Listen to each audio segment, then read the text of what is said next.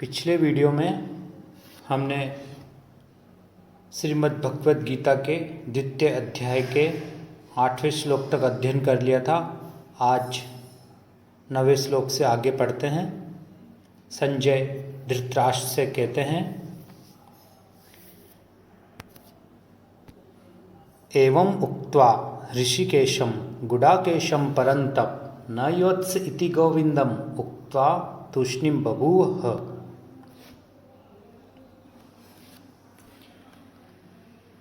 एवं इस प्रकार उक्त्वा कहकर ऋषिकेशम अर्थात श्री कृष्ण से, श्री कृष्ण भगवान ज्ञानेंद्रियों के स्वामी थे, उनको ज्ञानेंद्रियों का स्वामी कहा गया है, इसलिए उनका नाम है ऋषिकेशम। इंद्रियों का संचालक होने के कारण श्री कृष्ण हृदय की बात जान लेते हैं, इसलिए इन्हें ऋषिकेश कहा गया है।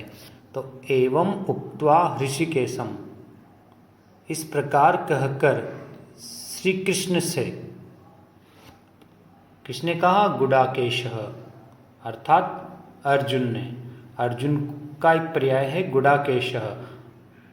गुडाका बोलते हैं नींद को, तो गुडाका धन ईशः अर्थात जो नींद का स्वामी हो, अर्थात जिसने नींद को वश में कर लिया हो। अर्जुन ने नींद को वश में कर लिया था। उसने साधना और संयम से निद्रा तथा आलस्य पर विजय प्राप्त की थी, इसलिए अर्जुन को गुडाकेश कहा गया है। तो यहाँ पर श्लोक में अर्जुन के लिए गुडाकेश आया है। तो संजय धृतराष्ट्र से कहता है, धृतराष्ट्र के लिए यहाँ पर संबोधन के रूप में परंतप आया है, अर्थात हे राजन, इस प्रकार अर्थात युद्ध नहीं करूँगा, मैं युद्ध नहीं करूँगा, ऐसा गुडाकेश अर्थात अर्जुन ने ऋषिकेशम अर्थात श्री कृष्ण से एवं यानी इस प्रकार उक्त्वा यानी कहकर, नीचे देखिए न योत्स युद्ध नहीं करूँगा, इति यानी ऐसा, गोविंदम गोविंद से अर्थात ऋषिकेशम गोविंदम उक्त्वा कहकर तूष्णीं बभूव, अर्जुन चुप हो गया। अर्जुन ने युद्ध करने से मना कर दिया और वह चुप हो गया। एक बार श्लोक का अर्थ पंक्तिशः कर लेते हैं।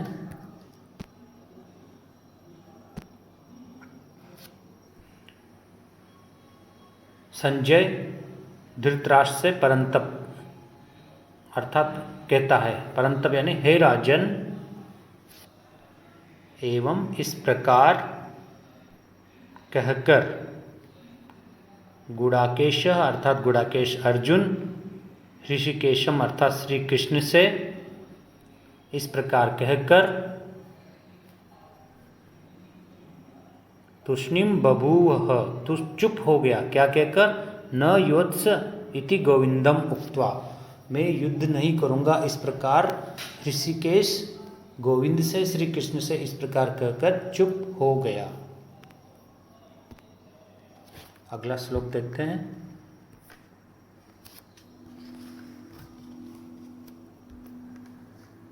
तम उवाच ऋषिकेशः प्रहसन् इव भारत सेनयोरुभयोर्मध्ये विसीदन्तम् इदं वचः।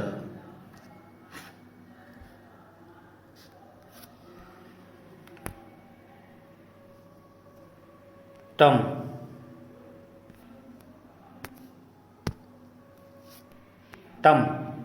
अर्थात उस अर्जुन को, उवाच कहा, ऋषिकेशः श्री कृष्ण ने उस अर्जुन से कहा, प्रहसन इव हंसते हुए, भारत हे भरतवंशी धृतराष्ट्र।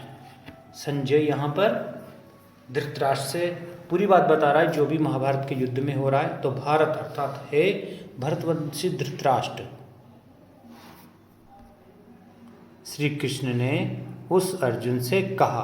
क्या कहा? देखिए, जो सेनयोर उभयोर मध्य, दोनों सेनाओं के मध्य में, विसीदंतम अर्थात विषाद युक्त था, जो अर्जुन दोनों सेनाओं के मध्य में विषाद युक्त था, उस अर्जुन से इदम वचः यह वचन कहे।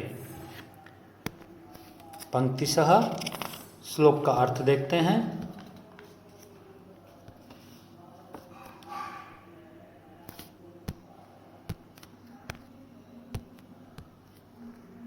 भारत धृतराष्ट्र से संजय कहता है कि हे राजन धृतराष्ट्र, भारत भरतवंशी राजन धृतराष्ट्र, ऋषिकेश श्री कृष्ण ने सेनयोर उभयोर मध्य दोनों सेनाओं के बीच में स्थित जो कि विषाद युक्त अर्जुन था, उस अर्जुन से प्रहसन इव हंसते हुए तम उस अर्जुन से वच यानी इस प्रकार के वचन उवाच यानी कहे। अर्थात हे राजन धृतराष्ट्र, ऋषिकेश श्री कृष्ण ने दोनों सेनाओं के बीच में उस विषाद युक्त अर्जुन को हंसते हुए यह वचन कहा। क्या कहा, यह हम अगले श्लोक में देखते हैं। श्री भगवान उवाच, यहाँ पर संवाद शैली के दर्शन हो रहे हैं हमें। श्री भगवान उवाच, श्री कृष्ण ने कहा। क्या कहा, असोच्यान अन्वसोचस्त्वं प्रज्ञावादांश्च भाषसे गतासून गतासूंश्च नानुशोचन्ति पंडिता। श्री कृष्ण दुखी अर्जुन को विषाद से छुड़ाने के लिए मुस्कुराते हुए इस प्रकार कहते हैं।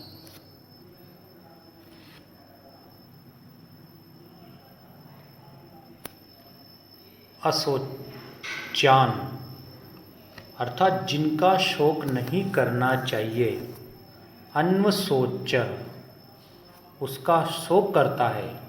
श्री कृष्ण अर्जुन से कहते हैं कि जिनका शोक नहीं करना चाहिए उनका तू शोक करता है। तो मैंने तुम तू शोक करता है। और प्रज्ञावादांश्च भास से और प्रज्ञावाद की बात करता है, अर्थात बुद्धि के स्तर की बात करता है। भास से यानी बात करता है। क्यों? क्योंकि गतासून जिनके प्राण चले गए हैं, अगतासूंश्च और जिनके प्राण नहीं गए हैं, उन लोगों के विषय में न अनुशोचन्ति शोक नहीं करते हैं पंडिताः अर्थात बुद्धिमान लोग उनके विषय में शोक नहीं करते हैं। पंक्तिशः फिर से अर्थ देखेंगे हम यहाँ पर।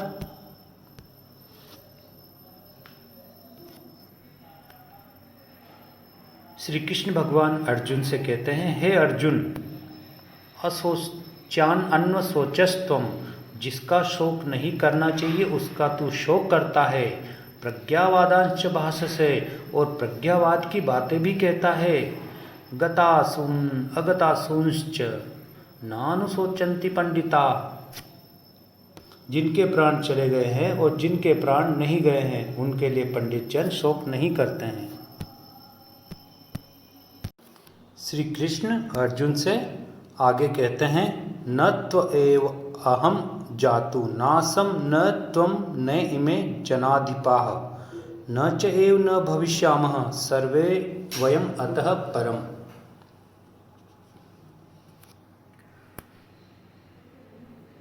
न तू एव न तो ऐसा है, अहम मैं जातु किसी काल में, न आसम नहीं था। श्री कृष्ण अर्जुन से कहते हैं कि न तो ऐसा है कि मैं किसी काल में नहीं था, न तुम और न ही तू अर्जुन किसी काल में नहीं था, न इमे और न ही ये जनाधिपाः, ये राजा लोग किसी काल में नहीं थे, अर्थात ये हम सब और ये सब, हम सब किसी न किसी काल में अवश्य थे। न च एव न भविष्यामः, और न ही होंगे, सर्वे वयम, हम सब, अतः परम, इससे आगे हम सब रहेंगे, ऐसा भी नहीं है। अर्थात हम सब इससे आगे नहीं रहेंगे, ऐसा भी नहीं है।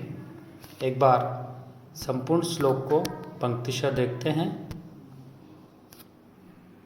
श्री कृष्ण अर्जुन से कहते हैं, हे अर्जुन, न तु एव अहम जातु न आसम न त्वं न इमे जनाधिपाः, अर्थात हे अर्जुन, न तो ऐसा ही है कि मैं किसी काल में नहीं था, तू नहीं था, ये राजा लोग नहीं थे। न च एव न भविष्यामः सर्वे वयम अतः परम, और न ऐसा ही है कि इससे आगे हम सब नहीं रहेंगे, ऐसा भी नहीं है। इसका भावार्थ स्पष्ट करते हैं श्री कृष्ण भगवान। यहाँ पर आत्मा की अमरता के बारे में बता रहे हैं कि आत्मा नित्य है और देह नश्वर। मनुष्य का शरीर तो नश्वर है और आत्मा नित्य है। इसलिए श्री कृष्ण का कहने का तात्पर्य यह है कि मैं, तुम और ये राजा लोग पहले भी थे, अभी भी है और आगे भी रहेंगे। अर्थात हम सबके अंदर जो आत्म तत्व है वो आत्म तत्व हमेशा रहेगा। अनित्य वस्तुओं में आसक्त रहना अज्ञान है। नित्य तत्व को जानने वाला सदा सुखी रहता है। भूत, भविष्यत और वर्तमान किसी भी काल में आत्मा का क्षय नहीं होता। आत्मा किसी न किसी रूप में रही है, रहती है और रहेगी। इसी सत्य को उदाहरण देकर समझाने के लिए श्री कृष्ण ने कहा है कि मैं, तू और ये सब राजा पहले भी थे, अब भी हैं और शरीर का नाश होने के पश्चात भी रहेंगे। शरीर में उत्पत्ति और विनाश के दोष लगे रहते हैं, लेकिन आत्मा इन दोषों से मुक्त है। यही बात या भावार्थ श्री कृष्ण ने इस श्लोक के माध्यम से यहाँ पर अर्जुन को समझाई है। आगे श्री कृष्ण कहते हैं, देहिनो अस्मिन् यथा देहे कौमारम यौवनम जरा तथा देहांतर प्राप्तिर्धीरस् तत्र न मुह्यति।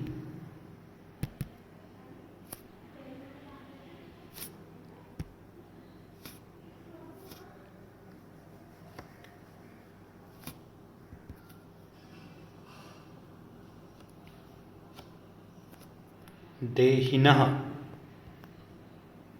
अर्थात जीवात्मा की, अस्मिन इस, देहे इस शरीर में, जीवात्मा की इस शरीर में, अर्थात जीवात्मा जिस शरीर में रहती है उस शरीर में, यथा जैसे, कौमारम अर्थात बालकपन, यौवनम युवा अवस्था, जरा और वृद्धावस्था। श्री कृष्ण कहते हैं यहाँ पर कि जीवात्मा जिस शरीर में रहती है उस शरीर में जिस प्रकार से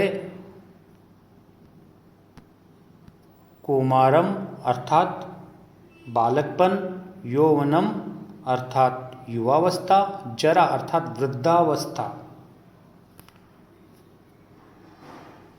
तथा उसी प्रकार वैसे ही देहांतर प्राप्ति ही, दूसरे शरीर की प्राप्ति इस शरीर को होती है। धीर अर्थात धैर्यशाली पुरुष तत्र इस विषय में न यानी नहीं, मुह्यति अर्थात मोहित होता है। अर्थात संपूर्ण श्लोक का अर्थ है कि जीवात्मा कि इस देह में जैसे बालकपन, जवानी और बुढ़ापा आता है, वैसे ही दूसरे शरीर की प्राप्ति होती है। इस विषय में धैर्यशाली व्यक्ति मोहित नहीं होते हैं।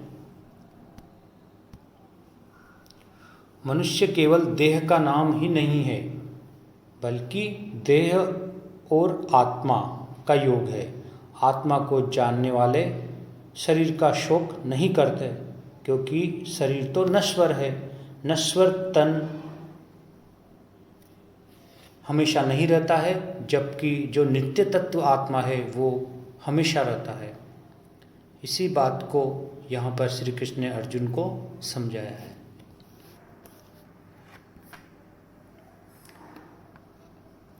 आगे श्री कृष्ण कहते हैं अर्जुन से, मात्रा स्पर्शास्तु कौन्तेय शीतोष्ण सुख दुखदाह आगमापायिनो अनित्यांस्तान तितिक्षस्व भारत।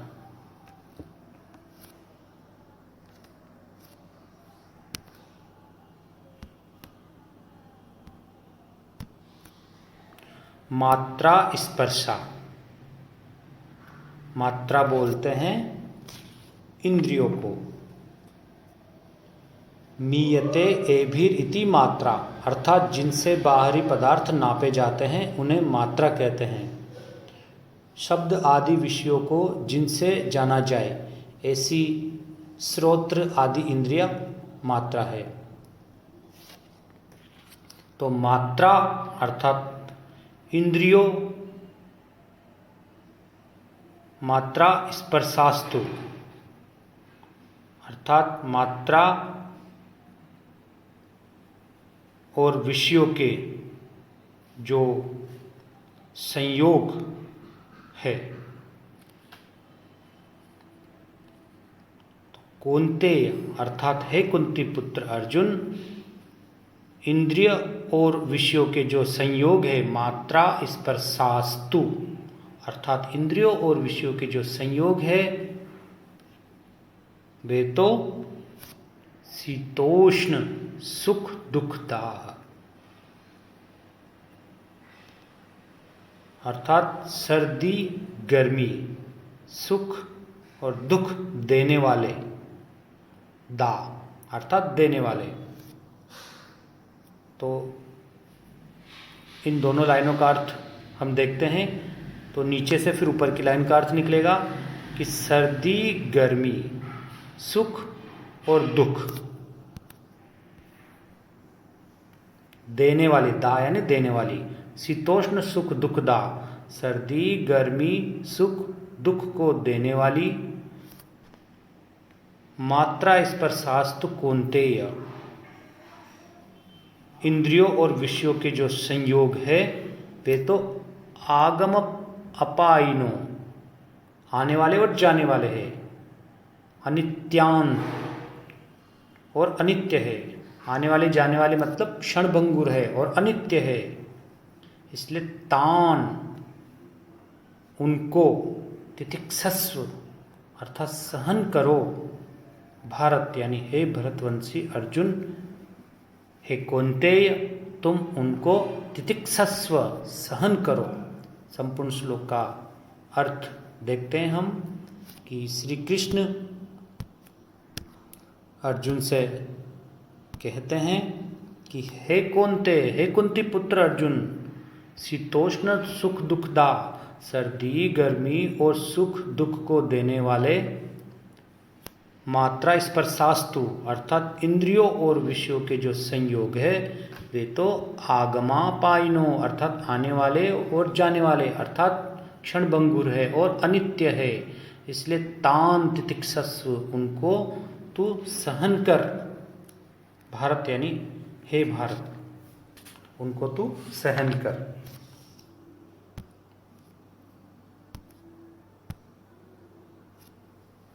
आज के लिए यही पर्याप्त है। अगले वीडियो में हम 15वें श्लोक से आगे पढ़ेंगे।